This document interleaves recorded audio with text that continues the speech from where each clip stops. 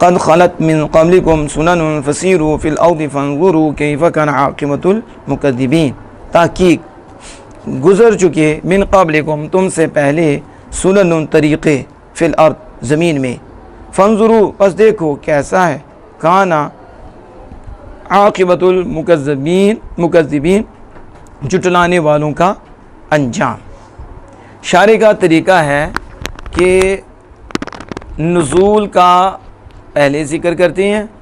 اور آیت بعد میں آتی ہے، تو یوں ہی شارح یہاں بھی کہہ رہے ہیں نازل فی ہزیمۃ احد کی شکست کے بارے میں جو آنے والی آیتیں نازل ہوئی، یعنی قد خلت یہ نازل ہوئی فی ہزیمۃ احد کی شکست میں، تو یعنی سبب نزول بیان کیا ہے کہ اس آیت کے اترنے کا سبب کیا ہے، شان نزول کیا ہے۔ کہتے ہیں جب شکست ہوئی احد میں تو اللہ پاک نے یہ آیت نازل فرمائی، قد خلت تحقیق گزر چکے۔ شارح نے خلت کی تفسیر مدد سے کی ہے، یعنی مضا یمضی مدد گزر چکی، من قبلکم تم سے پہلے سنن، اس کی تفسیر شارح نے طرائق سے کی، یعنی سنن کا یہ معنی طرائق ہے طریقے، فی الکفار کفار میں، تم سے پہلے کفار میں طریقے، کس کے ساتھ طریقے گزر چکے، فرمایا بِإِمْحَالِهِمْ ان کو ڈیل دینے کے ساتھ، یہ اللہ پاک کے یہ طریقے ہیں، اللہ پاک انہیں ڈیل دیتا اور وہ کفر میں بڑھتے اور سرکشی میں بڑھتے، کہ تم سے پہلے کفار میں ان کو ڈیل دینے کے ساتھ طرائق گزر چکے، ثم اخذہم پھر اللہ نے ان کو گرفت پکڑ لیا اور ان کی گرفت فرمائی، پہلے ڈیل دیتا رہا، مختلف طریقوں سے ڈیلیں، وہ سمجھتے رہے ہمارے لیے اچھا ہے، ڈیل دیتا ہے، تو پھر ثم اخذہم پھر اللہ نے گرفت فرمائی ان کی، فسیرو تو حکم فرماتا ہے خالق کائنات چلو سیر کرو، کون؟ شاعر کہتے ہیں واو جو ضمیر ہے یہ جو فاعل ہے اس سے مراد مومن ہے، ایھا المؤمنون اے مومنو تم چلو سیر کرو، فی الارض کس میں؟ زمین میں، پھر دیکھو کیسا ہوا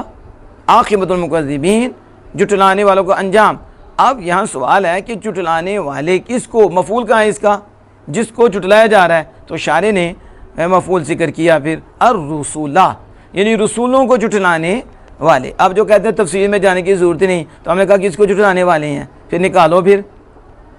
لیکن ایسے لوگ ہیں جو لوگوں کو پریشان کرتے ہیں، تفسیر کے بغیر چل ہی نہیں سکتے۔ قرآن پاک میں کتنے معذوفات ہیں، کتنے مقدر عبارت نکالنی پڑتی ہیں، معنی ایسے تو پھر اس کا واضح ہوتا ہی نہیں اور جملہ بھی کمپلیٹ نہیں ہوتا۔ الرسول جھٹلانے والے رسول کو ان کا انجام کیسے ہو، کیا مطلب، یعنی یہاں عاقبتو کی تفسیر کر رہے ہیں، ای آخر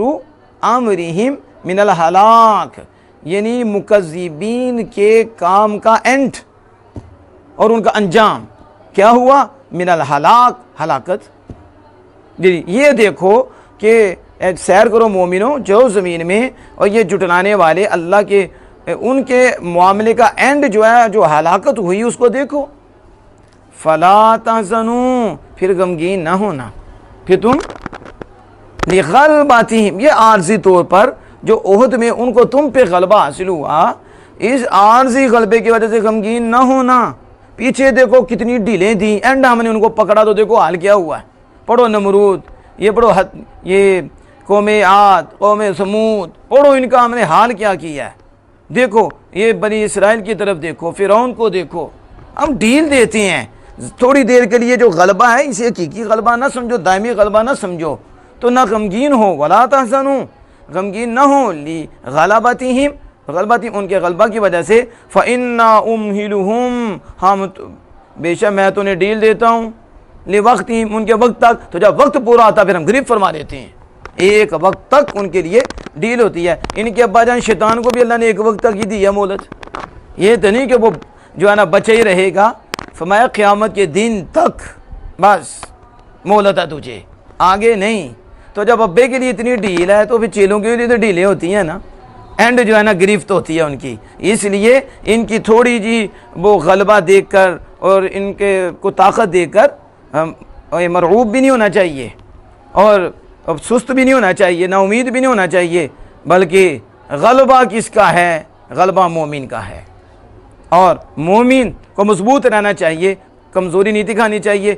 فانا امہلہم لوقتہم، میں ان کو ڈیل دیتا ہوں ان کے وقت تک. وقت کے لیے ھذا القرآن، شاعر کہتے ہیں ھذا کا اشارہ جو ہے یہ قرآن کی طرف ہے، یعنی مشار الی محذوف ہے. یہ قرآن بیان للناس، اور للناس سے مراد بعض لوگ بھی ہو سکتے ہیں، کالناس کلہم، سارے لوگوں کے لیے یہ قرآن بیان ہے. وہدن، اور ہدایت ہے، کس سے؟ من الضلالہ، گمراہی سے یہ عبارت نکالی. اور وہ موعظۃ للمتقین، اور متقیوں کے لیے نصیحت ہے، یعنی جو ان میں سے متقی ہیں، لوگوں میں سے، پیچھے الناس ہے اس لیے منہم اس میں یہ اضافہ کیا ہے، اس طرف اشارہ کر دیا کہ بیان للناس، لوگوں کے لیے یہ بیان بھی ہے اور لوگوں میں سے ڈرنے والوں کے لیے نصیحت ہے، ڈرنے والوں کے لیے. واللہ تعالی عالم بالصواب.